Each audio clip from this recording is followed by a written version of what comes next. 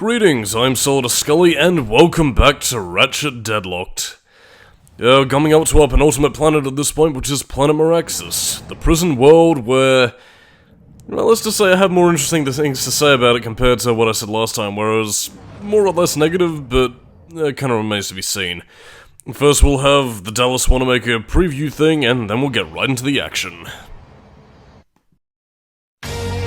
Today, our superstar contestant has his work cut out for him. His bots have been scattered throughout the prison under heavy guard. To escape, Ratchet will need to free each of the captives, then fight his way through an army of killer robots!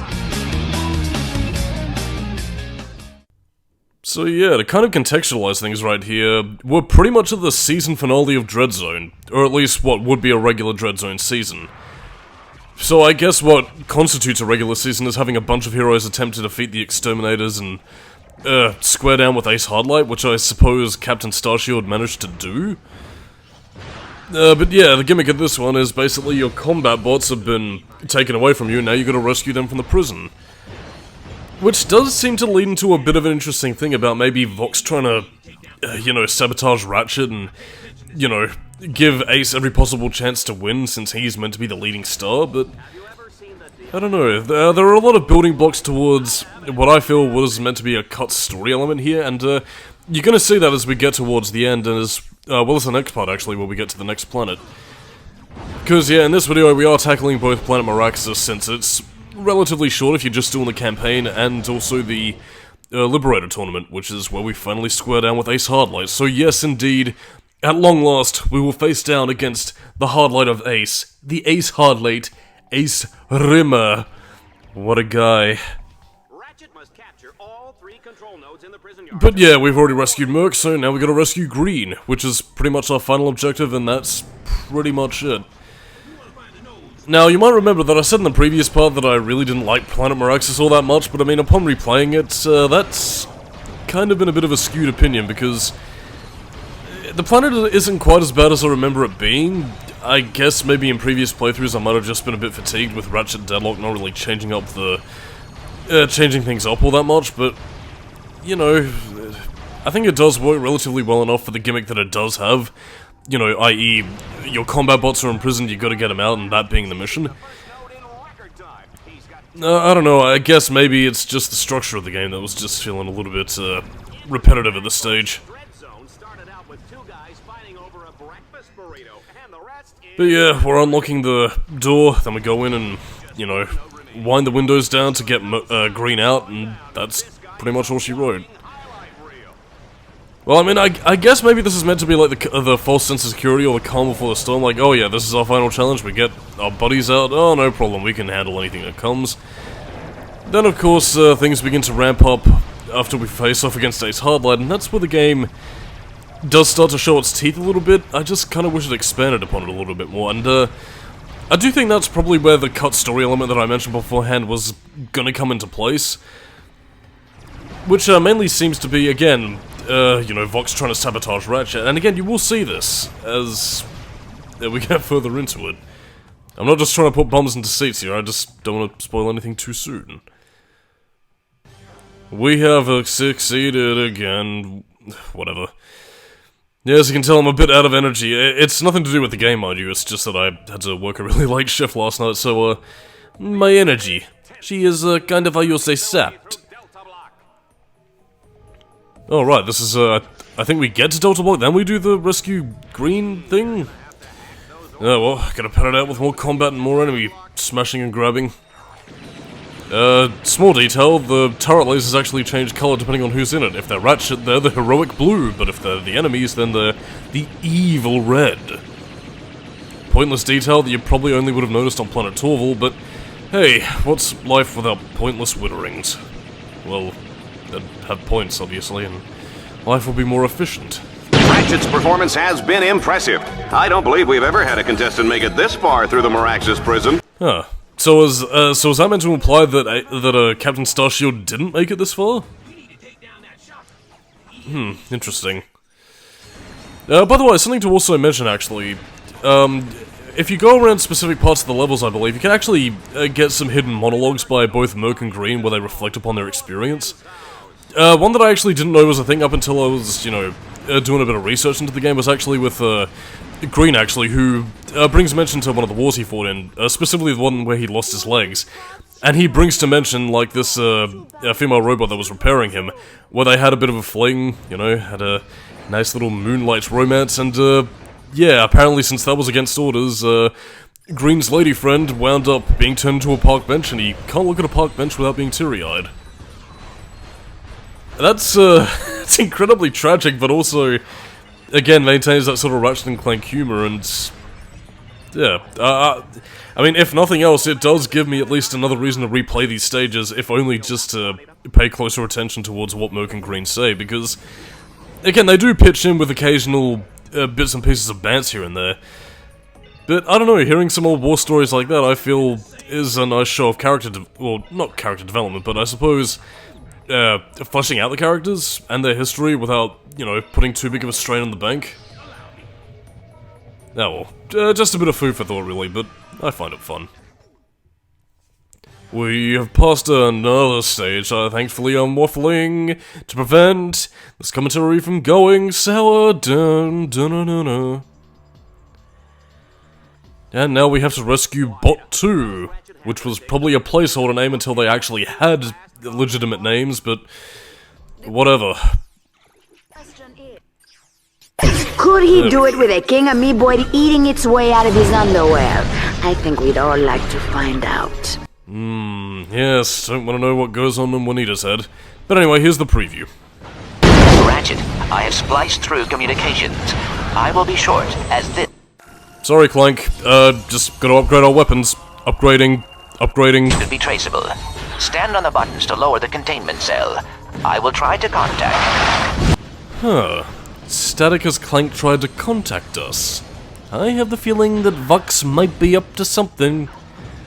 But yeah, that does also hint towards, something that is a cut plot element, actually, because, in the next planet you go to, there was a mission where you would rescue Clank.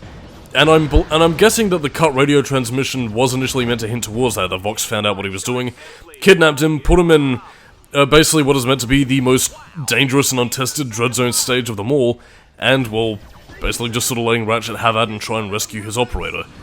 Which would have been interesting, because again, it would have meant that Ratchet would have had to have gone out of the stage without having Clank there, and without our little buddy, how are we gonna navigate through all of this? I don't know, I mean, I believe there is like an unused cutscene thing if you look around for, you know, stuff on the cutting room floor about Ratchet Deadlocked, but either way, it is still pretty interesting. I don't know why they cut it out, I guess maybe for time or whatever else, because, yeah, while there are Dreadzone challenges, unlike Planet Stygia, they're just also kind of a little bit pish. And, I guess maybe for this, well, yeah, for the sake of moving on, I'm not going to be doing the Dreadzone challenges here, because all they are is just stuff you've seen before. It's just another Landstalker hit all the targets minigame, and, you know, race the Puma through checkpoints and rings, because there's no time to waste. So yeah, after this we're pretty much just going to be moving right back on with Ace Hardlight, him bopping about and doing his thing, really. But I mean, honest to God, at this point though, we don't really need much, if any, dread points at all, because again, we pretty much unlocked all the planets that dread points can unlock. And even in that case, after we complete the Ace Hardlight tournament, the final stage, the Ghost Station, is pretty much automatically unlocked for us, so really there's no reason for us to faff about anymore. The plot can finally get moving. Yes! Victory! At long last we can go! But yeah, now we've unlocked the Liberator Tournament with my favourite looking Dreadzone armor to be completely honest, because it is quite cool, if a bit similar to the first one you start out with.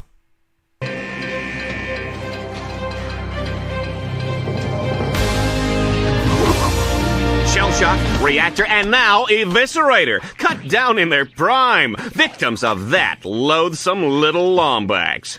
But just who is this Ratchet? Our Vox News investigation has uncovered shocking, untold stories from his dark, sinister, evil past. The destruction of civic property, illegal hoverbike gangs, inadequate dental hygiene. Be strong, Juanita, because there is one man that can put an end to this menace, Ace Hardlight! Ace Hardlight fans, prepare yourselves. I'm gonna make this one messy. We'll see who the real hero is. When I'm through with that furry freak, nobody's even gonna remember who he was. Thank you, Ace. The galaxy is rooting for you. We're all rooting for you. Thanks, babe. Yes, I don't want to know what Juanita's gonna be doing shortly after that transmission ended. But yeah, final tournament and what would otherwise be the end of the Dreadzone season, because I suppose if Hardlight was defeated, Gleam and Vox did have a backup plan on making the successful underdog take Ace's place, and that's, very interesting. But again, it is also a good show of character about how Vox can almost instantaneously bounce back and market anything to his favor, you know, based purely on, you know, his metrics and, you know, reading his crowd. Well, okay, they kind of go to complete dividends with that, because, I mean, they try and desperately market Ace Hardlight, even though, you know, especially given the test focus cutscene earlier on in the game, they seem to imply that Vox doesn't know how to read his audience. Or at least is just desperately trying to push a fading brand appeal Ace Hardlight. I don't know, probably some real parallels to draw, but whatever. We're back in the Battle Dome as Ratchet begins the Liberator Tournament. No contestant has made it through this baby all season, and frankly, I don't expect that to change today. Even if he does survive the series of rigged challenges and deadly traps, Ace Hardlight will be waiting to turn him into Lombax Filet. Lombax Filet. But anyway, back to the game mode good and proper. It's just, win all 4 rounds. That's about it, really. I suppose I should probably talk in terms of weapons, actually. I mean, again, you can upgrade them and mod them to your heart's perfection, but, yeah, I really don't have much to say. Well, except for one weapon that again, is available on a first playthrough, but you can't really unlock unless, of course, you're really that desperate to grind the bolts for it, and that would be the Harbinger. The Harbinger is basically this game's equivalent to the Rhino, the Zodiac, and I think that's pretty much it, really. So, yeah, I've never personally unlocked it for myself. I've only seen, like, a brief bit of gameplay footage of it, which is basically, I think, like, it kind of reminds me of Shadow the Hedgehog's Orbital Death Laser, which you unlock after a playthrough of that game, where like, you launch a bullet from it, and then it basically has death from above lasers come down. So, yeah. Again, I've never played Deadlocked long enough, or even on a second playthrough, to really unlock the weapon itself, but I don't know, it might be worth it. I mean, especially if you want to clear Exterminator difficulty, I suppose, but I guess it's neither here nor there in this case. So again, I can't really comment on whether or not the Harbinger is useful or disappointing to use.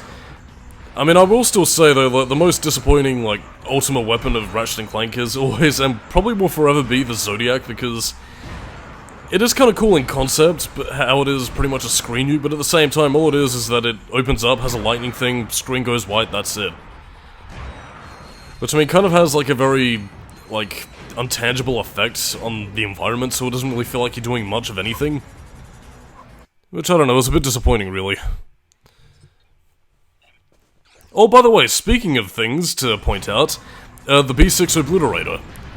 You probably got a better look at it in the menu screen, but notice how it looks rather familiar to a certain upgraded weapon.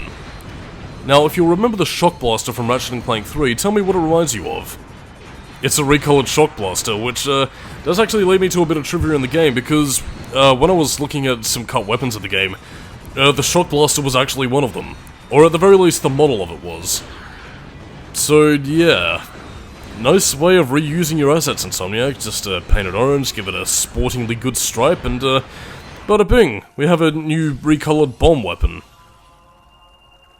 Seriously, look at that, it's the fucking Shock Blaster. Where do these cartoon jokers get their ideas from? I wonder. I wonder. We have won again, this is the game. It is getting tiresome right now.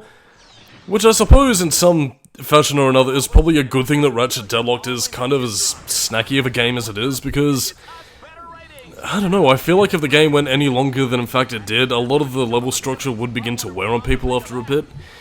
At least not without adding significantly more gameplay elements to liven things up a little bit. But anyway, to talk about this game mode specifically, this is basically the more enemies you kill, the more speed you gain. If you get hit, you lose that speed, and again, if you're able to play this mode and not get hit, the game becomes lurchy to an insane fucking degree, and no, Ratchet isn't on fire there.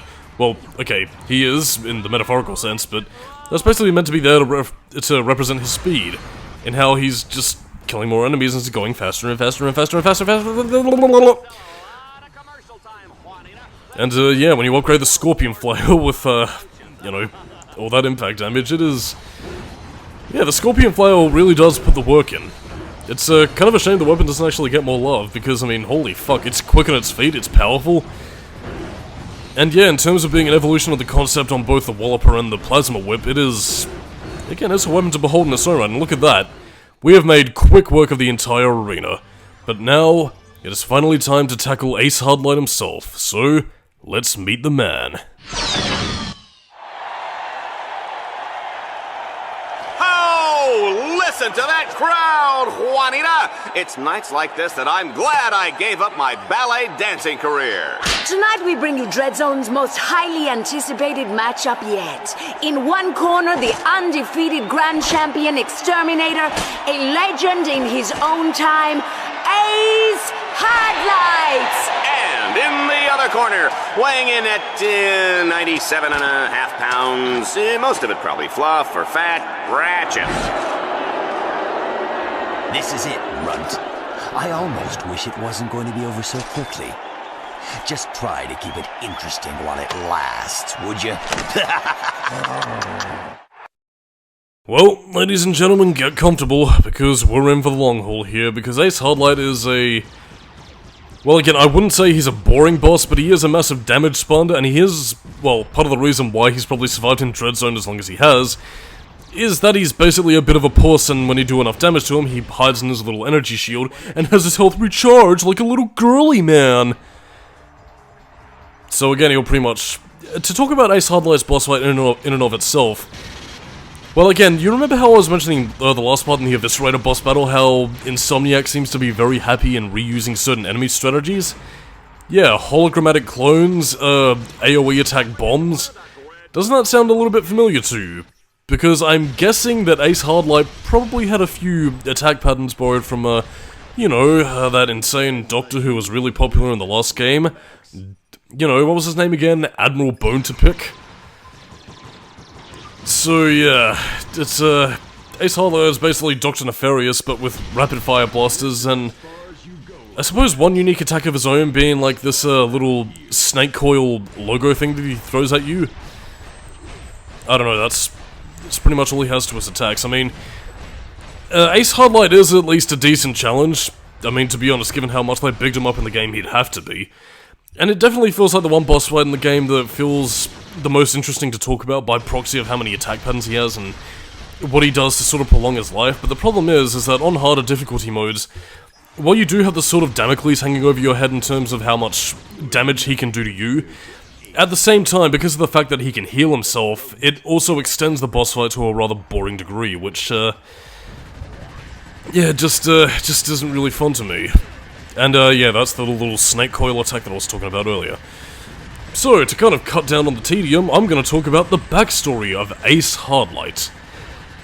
So yeah, in terms of his backstory, he was raised in an orphanage until he was adopted by a hero group called the Sonic Six, and their reputation was on the slide due to the fact that one of their heroic antics accidentally involved blowing up a planet. Whoopsie daisies. But basically, Ace rose through their ranks, became their leader, and restored their reputation, and wound up becoming a great hero in his own right. However, he wound up disappearing after a mission resulted in the destruction of his home planet and subsequent orphanage, and thus, while falling into depression and despair, he disappeared into the Shadow Sector, met Cleeman Vox. And while it isn't exactly stated what Vox did to convince him to sign on to Dreadzone to begin with, basically, and I guess what is meant to be an extension of Ace's character, he fed his ego and made him captain of the Exterminators. And I suppose what Vox probably tempted him with to begin with, at least in terms of, you know, his reputation in tatters for destroying his homeworld, was to rebuild his public image as a bad boy heel exterminator. By the way, not a lot of this is mentioned in the game, mind you. if at all. Like, I mean, again, we hear about how Ace Hardlight was a great hero once, but we never hear anything of this, and to be completely honest, I don't know if this information was in the manual, or maybe a strategy guide or something, or maybe even on the Insomniac website, but none of this is ever stated in the game, and that is a real fucking shame, given the fact that this is meant to be, you know, one of our main antagonists. I mean, to be honest, I really don't know what to say. It's just, Ace Hardlight has an interesting backstory, but the game just doesn't really develop him that well, and that's disappointing because it just comes across as, yeah, I'm an evil antagonist guy. Ratchet, you beat me. Grr, I'm angry. Whatever. So again, it's kind of a bit balls, really. And now I have to pad up for the rest of the boss fight. Oh dear.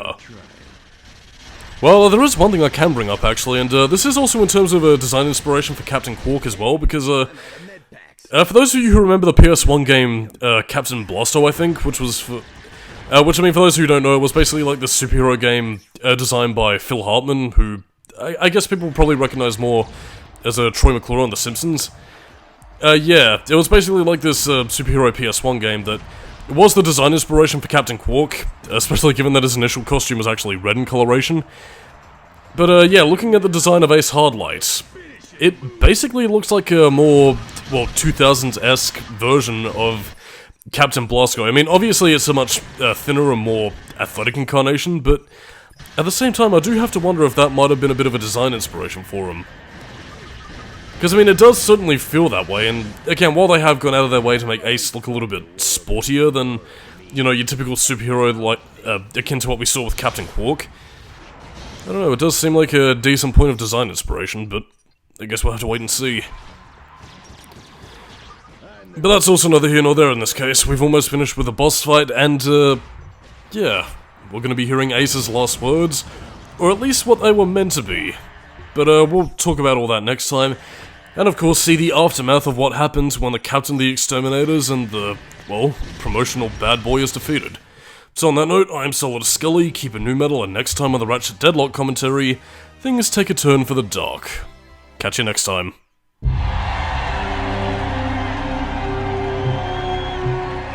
Ratchet! You can't beat me! You're just a half-sized rodent with a big wrench. Stay down, Ace. Don't embarrass yourself. Embarrass? Embarrass? I'm Ace Hardlight! You were a hero once, Ace. Ratchet! Don't let Fox do to you what he did to me. You're the hero now.